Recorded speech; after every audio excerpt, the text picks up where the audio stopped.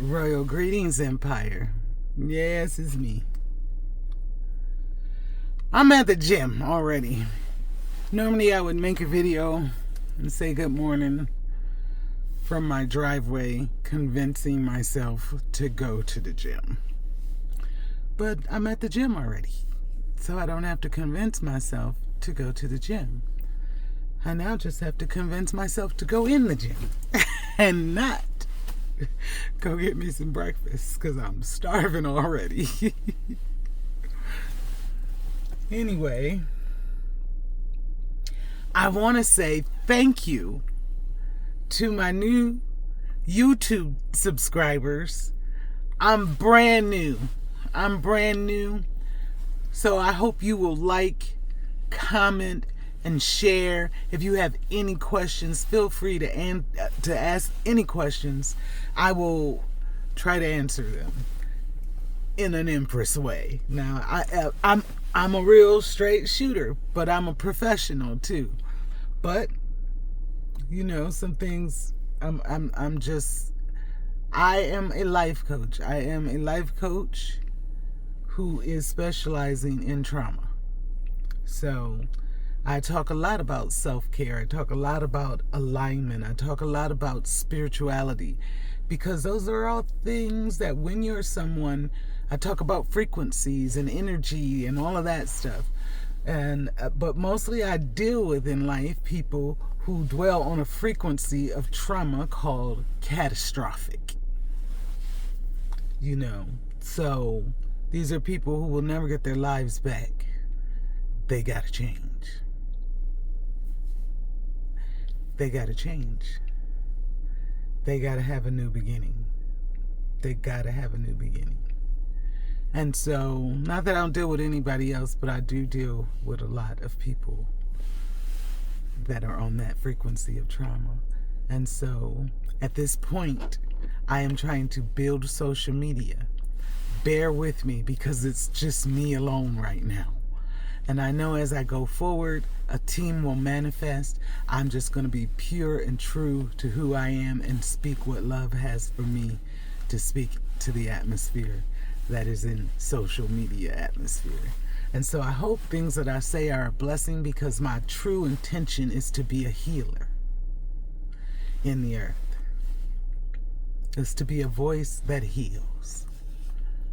But I understand you can't heal what you can't confront. And sometimes confrontation of issues, confronting even in yourself. and basically you can't be confronting things in other people, and you can't confront things in yourself. It's a war, it's a battle, it's a quest that you take. Healing is not something as simple as somebody laying hands on you and praying. That's not going to heal you. You can get hands laid on you day in and day out. Healing emotionally is going to take you some dedication and some commitment to yourself. You're going to need to be selfish, everything they tell you not to be. You're going to need to set very strict, strong boundaries, everything people hate. You're gonna have to listen to your energy, your inner being, to be able to distinguish who's around you, whether or not you got an energy transference where you're both building each other, or you got a sucker that's just sucking your energy up. You got to be able to discern that if you are on a quest for healing and wholeness.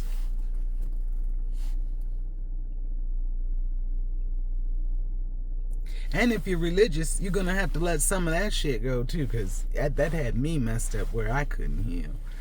That just really had me messed up. The truth of the matter is, healing is a quest you take.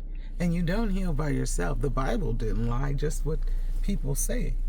Their interpretations lied. The Bible don't lie.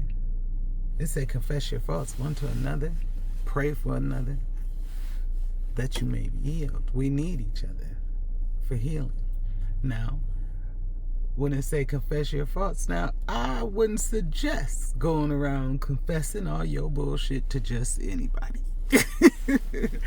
I wouldn't. And I'm going to tell you right now, I'm looking at myself in the camera. I look just like my brother. So I can't get this haircut again. Yeah, you can't just be telling your business to everybody. And I've always been someone who held people's secrets. So I just decided to do it professionally. Well, I was a minister for a number of years. I was a pastor. I was an assistant pastor. I done everything in the church, from cleaning the toilets to founding pastor. I done everything in the church. So I do have some knowledge. I do have some experience of dealing with people. I've always been a counseling pastor. I've always been somebody who was put in charge of dealing with the people. Because that's me. But anybody I've ever dealt with can tell you that I've never dealt with anybody religiously. I remember, and I can tell you this because, when I was younger, like, there was one thing I did not like was when people of the LGBT community came to the church, and they're not received if they are honest about who they are. They're not received. So they literally have to lie and pretend that they're straight. And so, but not around me, they didn't. Not around me, because they knew I didn't care. I didn't care. I still don't care. People are people. I love people. I don't care who you. That ain't none of my business who you sleep with. It ain't none of your business who I'm sleeping with. Shit. I don't have a problem with nobody and what they doing in their bedroom, as long as they respecting each other. It's their business. That's not my business. So people would visit my home. I had a couple young men who would visit my home that were obviously gay. I mean, even though they weren't actually saying they weren't gay, they just weren't addressing it. But they were obviously gay. And but they couldn't be free. But when they came to my house, they could. So, one of them, he's my little brother, man. We're Harry Potter buddies. Like, he's my little brother, and I miss him. I'm not going to say his name, but he knows if he hears this, he'll know it's him. He could always be free, and I always gave him provided him an atmosphere to be himself. And what I found out is that himself is the most beautiful person. Just the most beautiful person. Just funny. funny. And I feel like until you're free to be you, you can't really achieve what God has put in you. So that's why you hear me saying that it's just me. M-E. It's just me, because I'm building me. I'm building me. And hopefully while I'm building me, I'm encouraging, influencing, and inspiring others to build them. You understand? See, we got to do this. We got to take some responsibility for ourselves. And I'm going to be honest with you. My podcast is coming along good. But I'm not going to be... The Holy Aid Effect podcast is inspired by my late son. It's geared... My target audience is 40 and under. So a lot of people my age, y'all not going to like what I'm going to be saying, because I'm going to be putting into words what they want to say. What they need to hear. You see what I'm saying? What they need to hear. Because I hear them. And, it's time for some of us to cry aloud and spare not, because some of the bullshit that just keeps being perpetuated in our families, in our communities, in this country is because we don't address the darkness in us. We don't address it. We don't address it. We try to cover it up with religion. We try to cover it up with education. We try to cover it up with a whole bunch of stuff. Policies, procedure. You can't cover it up. You got to confront it to heal it. You got to confront it to heal it. So I'm going on a confrontational journey. We're going to confront some stuff with the Holy 8 Effect podcast. But we're going to have some fun, too. We're going to have some fun. And it's going to be our kind of fun. You say, what are you? You're not 40. No, I'm not 40.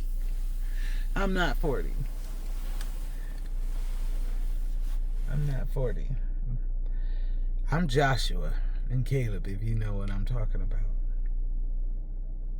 When I say that, you'd have to be somebody in church to understand who Joshua and Caleb is. Joshua and Caleb, if you know the story of Moses, and most of y'all, don't let your mind go to the TV show, because that is not the true story of Moses. I mean, that's not how, that's not the story. Go read the story for yourself. But in any event, as they wandered in the wilderness for 40 years, and they complained, they just complained every bit of the way, and that an 11-day journey is all they had to take. But because of the darkness in them, that they could not battle, and it came out in bitterness, complaining, all of this stuff. And because of all of that undealt with trauma, because coming out of slavery is trauma. I don't know if you understand that, but coming out of slavery is catastrophic trauma. I'm always put it in my view. But an 11-day journey, because they did not confront what was in them, took 40 years. And then when you get when they got right to the precipice of where they were going into the promised land, shit fell apart. They sent in spies to check out the land. The spies, were looking at the fruit, and it looks all good. It's all big grapes. The land is just flowing with milk and honey. It looks good. It's got great fruit, great property. We could thrive here in this land. But there's giants in that. The people in that land, I don't know if we can defeat these people in this land. They come back, all defeated. 10 of them came back all defeated. Out of 12 spies, 10 came back defeated. They couldn't see. They couldn't see the vision. They only saw the issues. But Joshua and Caleb came back and said, hey, we well able to take this land. Let's take it. Let's get it. Look, let's get it. This is ours. We're going to get this land. We're going to live.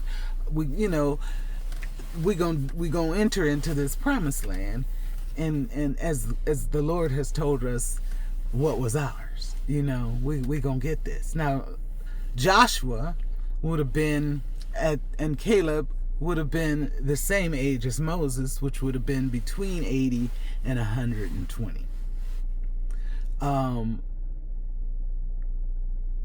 Some things, because of the complaining, if you know the story, that everybody over the age of 40 was forbidden to enter in.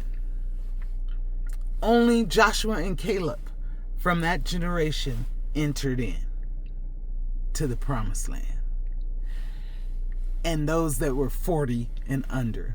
Now, psychologically, 40 is a pivotal year 40 and below is a generation that's actually is two generations in there, but it's a generation mindset. You know, when I say that, it means that there's a disconnect. Well, because when you turn 40, you start thinking differently. I don't care what you say. When you turn each decade of your life, something wakes up in you, and 40 is a year when you need to shift. Let me say that. And I'm looking at my son who turned 40 this year, and he shifted all the way into a whole new lane of business, and his mindset is shifting, and he just turned 40. And I'm looking at a lot of other young people that are 40, that this is the year that they're shifting. They're making decisions that, am I going to go higher in the business that I'm in now, or am I going to shift and do something else?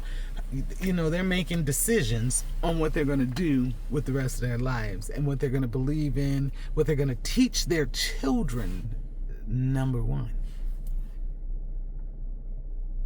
And to be honest with you, the reason that the older people, 40 and over, were not allowed into the promised land was so that their mindset would not be in the promised land. So what these young people need, or they just need support. Because, see, we come from an antiquated time. Look, if they can get information so fast now, it's ridiculous. It's ridiculous. If you walking around here and you don't know the truth, it's because you purposely put blinders on. You can find out anything you want to know. Now, that don't mean that whatever you just have to make sure you got reliable sources. I'm blessed enough to have gone to university, and universities have a dedicated library for research that you can access. I can access it the rest of my life, so I do more research in there. And so you definitely don't want the mindset of the old going into the new. And Obama said something the other day. Obama said it's time for us to move out the way. I agree. It's time for us to move out. We can't keep up with these young people. You can't keep up with these young people. They move the way they move now with social media and things like that. It's very even difficult to teach a young person what I was taught growing up. We're not sitting around here teaching our daughter. They're not teaching their daughters how to sew unless their daughters want to go into fashion designing. You see what I'm saying? I don't know about what you're teaching your kids, and this is why I'm saying that the old mindset can't go into the new place, because the old mindset wanted you to just walk by faith and God's gonna take care of everything. But see, and that was the way. But the new mindset, look, I don't have a child right now, a niece, a nephew, or nothing that does not have an LLC, a business, a nonprofit, something. Because the way I teach is different now. I'm a life coach, and literally that's a part of life. So yeah, all the young people around me, all of them, even in other states, they all have. One of them is about to be on TV, and she's autistic, and she's about to be on TV on a new show on E, I think. And so they think differently. They're not waiting for heaven. I swear to God, that's all we did was wait for Jesus to come back. I'm not waiting for Jesus to come back. And Jesus, is he even real? Like, I don't know if he real. I know Yeshua existed because there's proof of that. But, you know, I've long time ago let them have their religion back. I know God. He's in me. He's in me. M-E. And so he's in me. Oh yeah, man. I can't get my smoothie till 9, so I might as well go in here and do a little work. I don't record in the gym because I feel like, to me, being in the gym is a part of my morning routine meditation. Making this video every morning is a part of my morning meditation. The routine I have that gets me ready for the day. And so I do it on all levels. I do it spiritually, physically, and because I went through something yesterday, today I am dealing with myself emotionally. I got triggered yesterday, yeah. I got triggered yesterday. It was nothing good. I wasn't good for the rest of the day. I had to go visit. I went to visit one of my godsons who is in the ICU in Harper Hutzel Hospital, and I just wasn't prepared for what I was gonna see. I did not have that in my mind that I was gonna see that. And when I walked into the room, to be honest with you, you know, him and my son that passed away were both really big guys, and it just triggered me, you know, that I literally morphed and walked into the hospital room where my son was. You know, even though my son died, I didn't, it was the morgue when I walked in and saw my son. He was dead already. But to be a young man dying with severe health issues,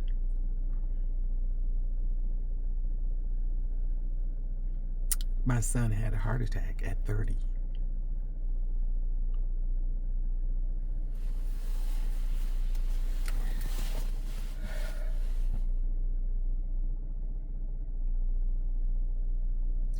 And when I walked into that room, it was like the breath was just taken out of me. You know, it's like a gut punch spiritually. Just my energy just went. And I just went up to him and I spoke a few words to him.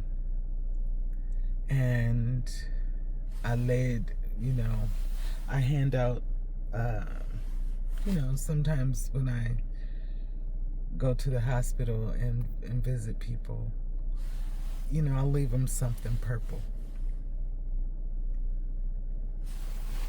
I'll leave them something purple. So I laid a little purple hanky over him. And, you know, he's in the real serious ICU, so there wasn't a lot of room in there, and they were working with him. And so I left out the room so they could do what they were doing. And somebody came out behind me and wanted to know if I was somebody. And, you know, they told me he wasn't responding today, and if I was somebody who could make decisions for him. And no. And I'm not. So, you know, that interaction messed me up. And so I couldn't go back in the room. So I just left. I left. And, you know, I have my son's last CD. It's the only one we have. I have it in my car because my car is the only one with a CD player. And I just came home, sat in my driveway, and I listened to his music and communed with him.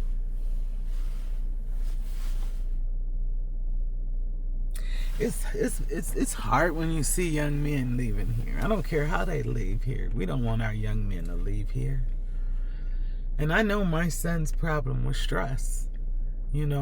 stress eating, and then being men who, that don't actually take care of their health. They don't go to the doctor. They don't, that was my son. Once he became an adult, he only went to the doctor when something was wrong. It wasn't like it was me where I'm taking him to the doctor regularly to get checkups or whatever like that. Like, he only went to the doctor when he felt sick. If he didn't feel sick, and then he would fight going to the doctor then. And so my heart is with our young men today. My heart is with my godson today. So I'm going to get quiet. I'm going to be quiet. I'm going to go in here and work out.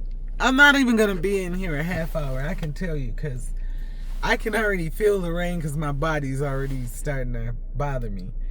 But I'm going to go in here and I'm going to work it out. And then I'm going to sit on the hydro bed and chill for a couple rounds. And so, again, let me say thank you to my new subscribers. There are things that are to come. I'm primarily on Facebook, Audrey Roddy. And you can, if you follow me on Facebook, look, I'm going to post all that stuff. Because I'm old and I don't know. I got like 2 TikToks, and I need to get all that information together so I can give it to y'all. And I will get it all together so I can give it to y'all. And so please stick with me. Stick with me, support me while I grow.